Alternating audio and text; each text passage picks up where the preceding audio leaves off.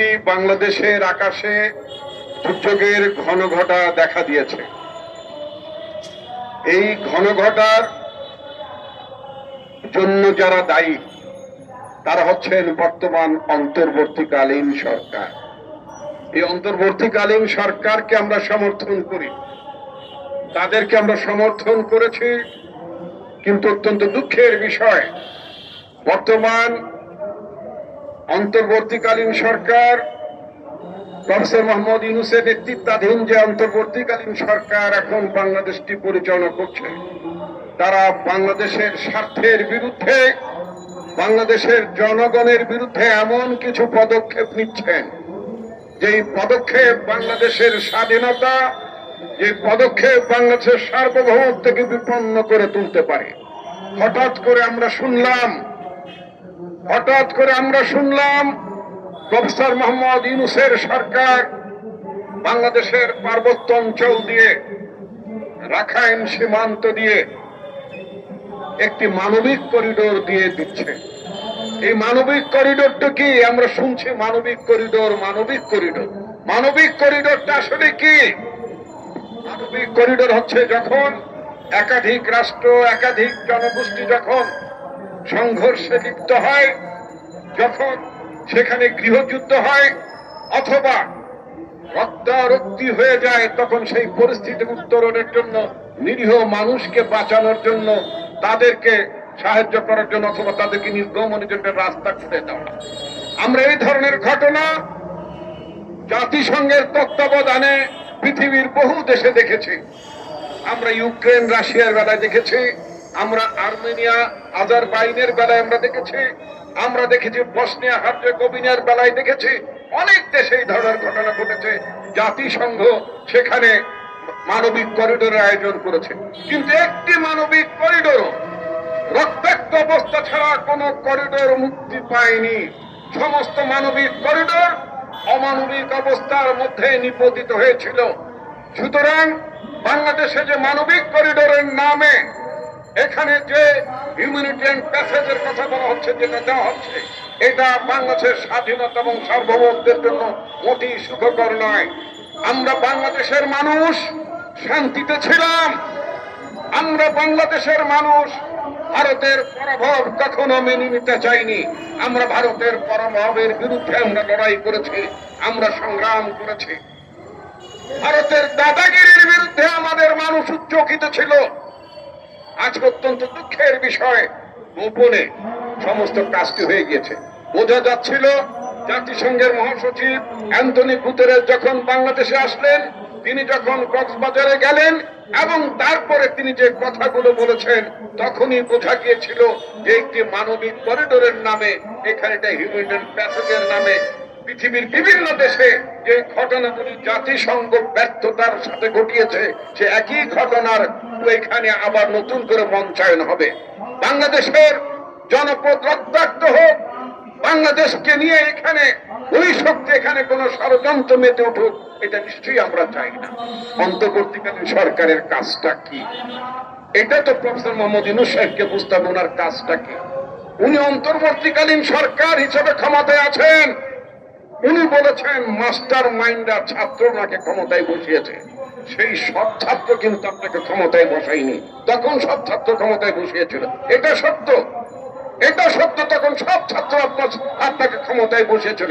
এখন সব ছাত্র কিন্তু আপনার সাথে নেই, কারণ ছাত্রদের একটি অংশ আপনার সাথে এখন আছে, বাকিরা যার যার দলে চলে গেছে।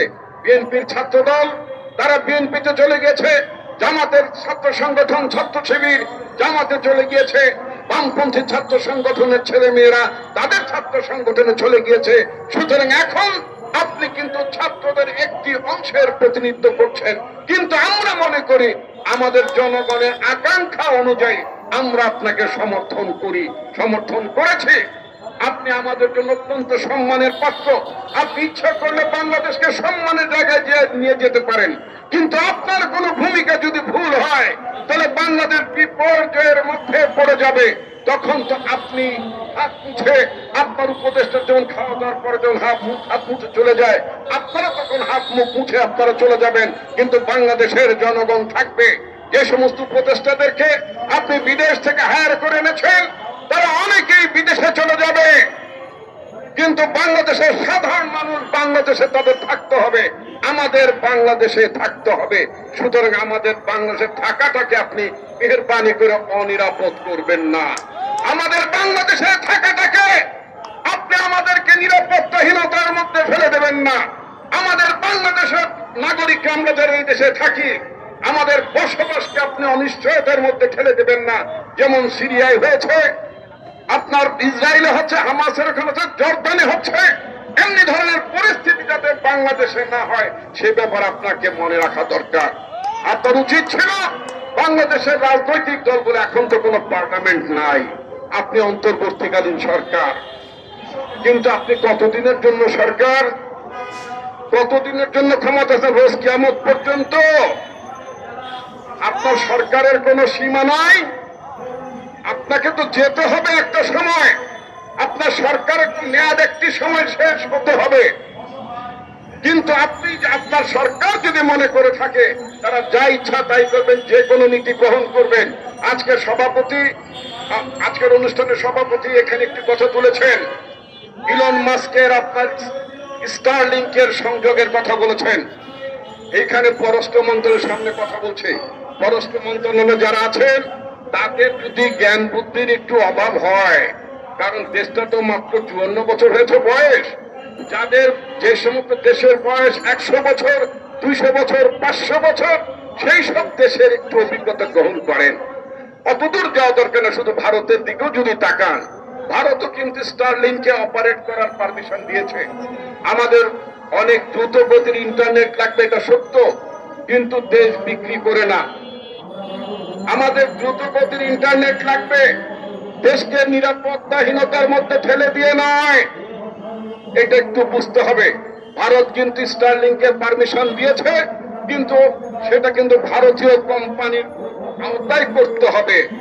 একেবারে স্বাধীনভাবে স্টারলিংকে পারমিশন দেয়নি, তারা সেখানে রিলায়েন্স জিওকে তারা পারমিশন দিয়েছে, ওখানকার এয়ারটেল কোম্পানিকে পারমিশন দিয়েছে, যাতে করে স্টারলিং এয়ারটেল এবং রিলায়েন্স জিওর মাধ্যমে তাদের অপারেশন চালায়। আর বাংলাদেশে স্টারলিং ডাইরেক্ট অপারেশন চালাবে, এখানে অন্য কোনো কিছু নাই। অতএব স্টারলিং এখানে কি করলো, এখানে স্টারলিং কোন তথ্য নিয়ে যাবে, কিভাবে নজরদারি করবে, কোথায় কোন উস্কানি দেবে, এটা কিন্তু আমরা জানি না। বাংলাদেশের কোম্পানি আছে সরকারের, বাংলাদেশের নিজেদের একটা কোম্পানি আছে টেলিটক, সেই টেলিটকের আওতায় আপনি দিতে পারতেন। এমনকি আপনার নিজের কোম্পানি আছে গ্রামীণ ফোন, তার আওতায় দিতে পারতেন, কিন্তু স্টারলিংকে এইভাবে এককভাবে একেবারে ছেড়ে দেওয়াটা মোটেই ঠিক হয়নি। সুতরাং চুক্তি সংশোধন করুন, স্টারলিংকে অপারেশন করতে আমাদের কোনো আপত্তি নাই, কিন্তু সেটা বাংলাদেশি কোম্পানির মাধ্যমে অপারেশন করতে হবে। বাংলাদেশের কোম্পানির বাইরে স্টারলিং ইন্ডিপেন্ডেন্টলি স্বাধীনভাবে অপারেশন করতে দেয়া ঠিক হবে না। এটা রাষ্ট্রের ইন্টিগ্রিটি, রাষ্ট্রের সভরেন্টির ব্যাপারে ভবিষ্যতে নিরাপত্তার সংকট দেখা দিতে পারে। বন্ধুগণ, আজকে শুধুমাত্র কথাটি বলতে চাই, বাংলাদেশের রাজনৈতিক দলগুলো যেহেতু পার্লামেন্ট নেই, যে কোনো গুরুত্বপূর্ণ সিদ্ধান্ত গ্রহণের আগে রাজনৈতিক দলগুলোর সাথে, নেতৃবৃন্দের সাথে আলাপ আলোচনা করতে হবে। আপনি একটি জাতীয় ঐক্যমত কমিশন গঠন করেছেন, প্রয়োজন বোধে জাতীয় ঐক্যমত কমিশনের মাধ্যমে গুরুত্বপূর্ণ ইস্যুগুলো তুলে সেখানে রাজনৈতিক দলের সাথে আলোচনা করে নিষ্পত্তি করুন। তা না হলে এই যে রাখাইনে যে করিডোর আপনারা দিচ্ছেন, এই করিডোর আমাদের জন্য বুমেরাং হতে পারে, আমাদের বোধের উপরে বিস্ফোরা হয়ে দাঁড়াতে পারে, আমাদের স্বাধীনতার সার্বভৌমত্ব বিপন্ন করে তুলতে পারে। তাই এখন পর্যন্ত যদি চুক্তি না হয়ে থাকে, তাহলে অনতিবিলম্বে রাজনৈতিক দলগুলোর সাথে যারা এখানে স্টেক হোল্ডার আছেন তাদের প্রত্যেকের সাথে আলোচনা করুন, মতামত নিন, তারপরে এখানে মানবিক করিডোর দেওয়া যাবে কি যাবে না, কিভাবে যাওয়া যাবে, সেই সমস্ত বিষয়গুলো আলোচনা করে নিষ্পত্তি করুন। আর এর বাইরে যদি ইতিমধ্যে যদি দিয়ে থাকেন, তাহলে আপনার সরকারের কাছে আমরা আহ্বান জানাচ্ছি, অনতিবিলম্বে সেই চুক্তি বাতিল করতে হবে। মানবিক করিডোর দেওয়ার নামে যদি কোনো চুক্তি যদি গোপনে করে থাকেন তা বাতিল করতে হবে। এবং রাজনৈতিক দলগুলোর সাথে সমঝোতা ছাড়া, আলোচনা ছাড়া কোনো চুক্তি বাংলাদেশের মানুষ মেনে নেবে না। এটি হচ্ছে আমাদের বক্তব্য। আপনাদের সবাইকে ধন্যবাদ। আল্লাহ